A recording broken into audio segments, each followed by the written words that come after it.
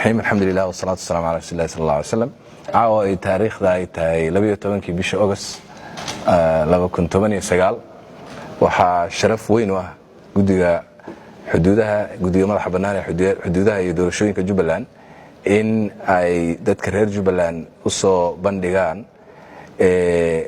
natiijadii ugu slayd ama ugu weyneyd ama ugu muhiimsanayd ee ka soo baxday shaqadii uu gudigu hayay muddadii dhowrka bilood ahayd ee la soo dhaafay taas oo runtii maraaxil badan soo martay marxaladii ugu horeysay gudiga magacaawigiisii iyo diyaarintii gudiga ayay ahayd marxaladii ku xigtana waxay ahayd marxaladii xeerar dejinta iyo shuruucda gudiga uu ku shaqayn lahaa ee la xiriirta hanaanka doorashada marxaladii saddexaadna waxay ahayd marxaladii la tashiga dadweynaha iyo wacyigelinta oo ay gudigu ku safarra ugu kala tageen degmooyinka ay ka kooban tahay dowlad goboleedka Jubbaland marxaladii ku xigtay waxay ahayd marxaladii in odayaashii dhaqanka la isu keeno oo ay ku soo kulmaan dhammaantood magaalada Kismaayo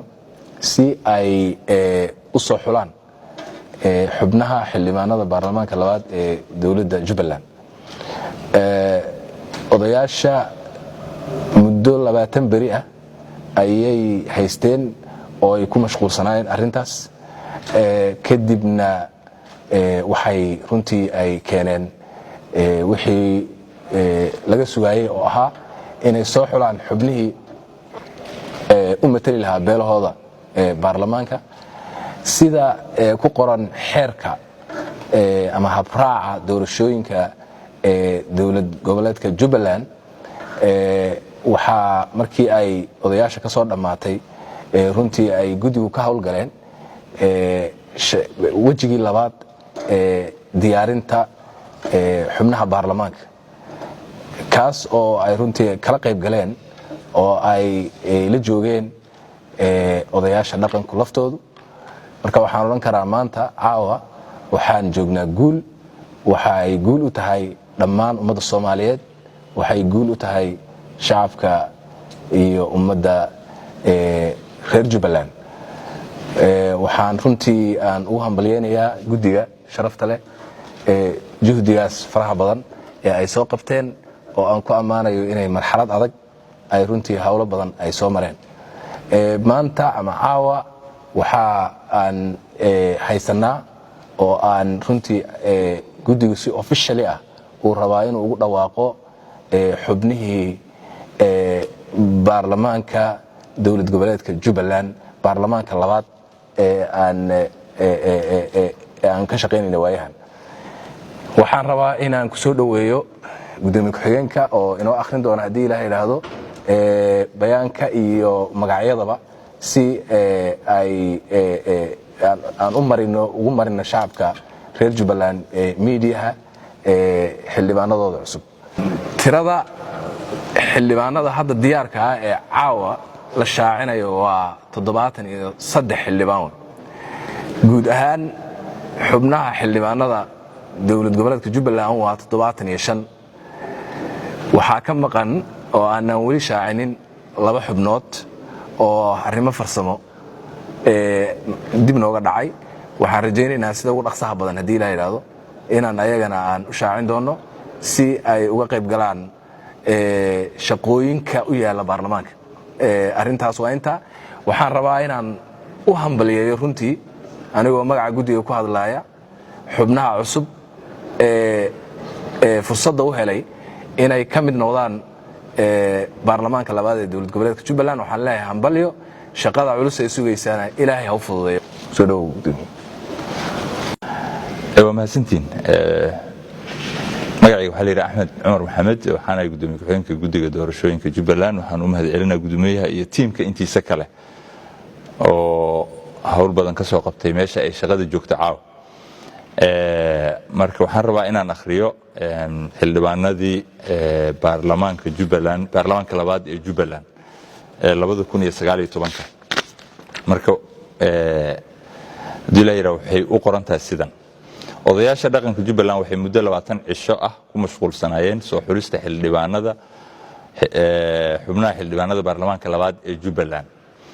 odayaashu waxay liiska xubnahaas u soo gudbiyeen guddiga madaxa bannaan ee xuduudaha iyo doorashooyinka si waafaqsan hanaanka doorashooyinka Jubbaland. guddiga madaxa bannaan ee xuduudaha iyo doorashooyinka oo ay korjoogteynayaan 5 ka mid ah odayaasha dhaqanka oo ka soo kala jeeda 5 beelood oo ku beesgaraysan 4.5ka waxay maanta oo ay taariikhdu tahay 12 Agoosto 2019 soo gabagabeeyeen xulista xubnaha cusub ee baarlamaanka labaad ee dowladda Jubbaland. haddaba guddigu wuxuu si rasmi ah u shaacinayaa magacyada xubnaha cusub ee baarlamaanka labaad ee dowladda Jubbaland. 1 Abdisalaan Xasan Warsame, Abdijabbaar Jaamac Cilmi. 3 Abdirashiid Diiriye Cismaan. 4 Abshiro Axmed Kadiye. 5 Hiirad Ismaaciil Maxamed. 6 Bashiir Axmed Cumar. 7 Maxamuud Axmed Warsame. 8 Musdaf Maamow Geedi. 9 Sheekh Maxamed Cabdisalaam. 10 Ismaaciil Cabdi Keero. 11 Cabdi Maxamed Cabdiraxmaan. 12 Xuseen Shiinow Cali. 13 Isaaq Maxamed Xasan. 14 Isaaq Xuseen Ibraahim. 15 Mukhtaar Xaaji Maxamed. 16 Farxaan Cabdulaahi Maxamed. 17 Axmed Shariif Shucayb. 18 Cumar Xasan Obo.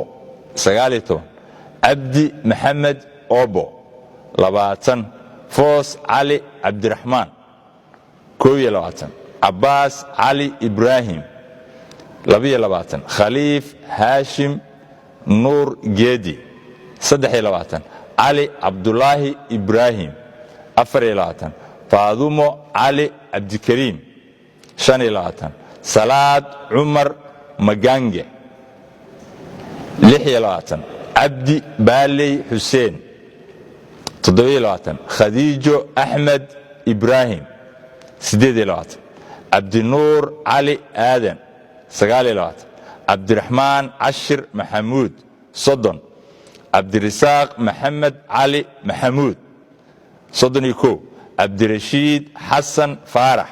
32 Maxamuud Cali Shire. 33 Cabdiraxmaan Xaaji Cabdiqaadir. 34 Cabdinaasir Aadan Maxamed. 35 Riyaaq Cabdi Xasan. 36 Shukri Saalax Cabdulaahi. 37 Cali Cabdi Maxamuud. 38 Sahra Ibraahim Dable. 39 Aadan Maxamuud Hire. 40 Cabdi Xiish Shide. 41 Maxamed Cabdi Naasir. 42 Cabdulaahi Cismaan Maxamuud. 43 Shukri Weyrax Kaariye. 44 Shukri Xareed Xuseen. 45 Cabdulaahi Wacdaar Xasan. 46 Cabdi Geedi Maxamed. 47 Maxamed Maxamuud Faarax. 48 Xuseen Xirsi Axmed. 49 Aadan Xareed Cabdi. 50 Geele Maxamed Aadan. 51 Xasan Shacbaan Madow. 52 Deeqa Aadan Nadiir. 53 Sheekh Cabdi Yuusuf Cali. 54 Cabdikariim Sheekh Cilmi. 55 Dr. Shire Cabdi Maxamed.